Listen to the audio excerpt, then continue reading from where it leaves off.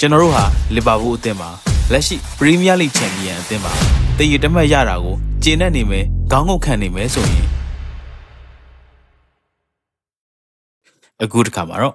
ဘန်လီနဲ့တကိုးစီတည်ကြခဲ့တဲ့ပွဲအပြီးပရိသတ်ကိုတောင်းပန်လိုက်တဲ့အာနေစလော့ဆိုတဲ့ဆောင်းပါးကိုဖတ်ပြပေးသွားမှာပဲဖြစ်ပါတယ်ဒီနေ့ညနေပွဲသိမ်းခရမှုတ်လိုက်တဲ့အချိန်အန်ဖီကွင်းကြီးထဲမှာပဲ့တင်ထပ်သွားတဲ့အတန်တွေကိုကျွန်တော်ကြားပါတယ်တချို့ကဒါကိုလှောင်ပြောင်တယ်လို့ပြောကြပါလိမ့်မယ်ဒါပေမဲ့ကျွန်တော်နားထဲမှာကြားလိုက်တာကတော့လှောင်ပြောင်တယ်မဟုတ်ပါဘူးစိတ်ပြက်လက်ပြက်ဖြစ်ရမှုပါခမားတို့ရဲ့အဲ့ဒီခံစားချက်အတွက်ကျွန်တော်တကယ်ကိုတောင်းပန်ပါတယ်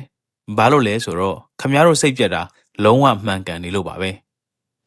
ကျွန်တော်တို့ဟာလီဗာပူးအသင်းမှာလက်ရှိပရီးမီးယားလိချန်ပီယံအသင်းမှာအန်ဖီလိုကိုယ့်အိမ်ကွင်းမှာဘန်လီလိုအသင်းမျိုးနဲ့ကစားပြီးတည်ရတမှတ်ရတာကိုကျေနပ်နေမယ်ခေါင်းငုတ်ခံနေမယ်ဆိုရင်ကျွန်တော်တို့အသင်းမှာတခုခုမှားနေပြီလို့ယူဆရမှာပါ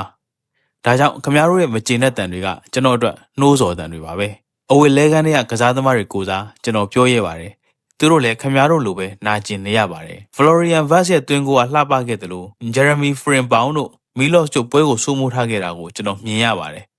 ဒါပေမဲ့နောက်ဆုံးရလက်မထွက်လာတဲ့အခါဒီတိုးစားမှုတွေဒီတိုးတက်မှုတွေဟာအရေးပြောတတ်သွားပါတယ်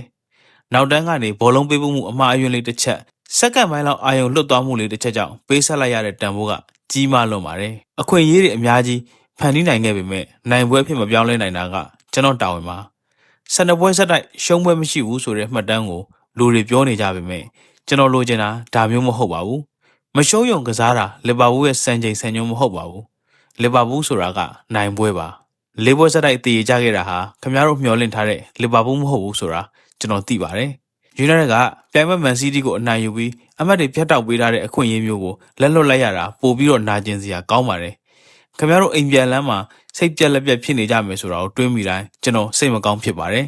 ဒီအသင်းဟာခင်ဗျားတို့ရဲ့အသင်းမှာခင်ဗျားတို့မှာစိတ်ပြက်ပိုင်ခွင့်ရှိပါတယ်ကျွန်တော်ဂရုပေးပါတယ်ဒီတရေပွဲတွေစိတ်ပြက်စရာအဖြစ်တွေကိုအားအင်အဖြစ်ပြောင်းလဲပြီးနိုင်ပွဲပြန်ယူလာပေးပါမယ်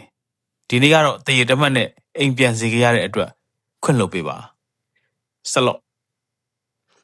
ဒါကတော့လီဗာပူးနီးပြအာနေစလော့ရဲ့ပရိသတ်တွေထံတောင်းပန်စကားပဲဖြစ်ပါတယ်အခုလိုမျိုးအကြောင်းအရာတွေကိုသဘောကျနှစ်ချိုက်တယ်ဆိုလို့ရှိရင်ကျွန်တော်တို့ရဲ့ Orange Go Channel လေးကို Like and Subscribe လုပ်ထားပေးဖို့မြတ်တာရက်ခံပါတယ်အဆုံးထိနားဆင်ပေးကြလို့အားလုံးကိုကျေးဇူးတင်ပါတယ်ခင်ဗျာ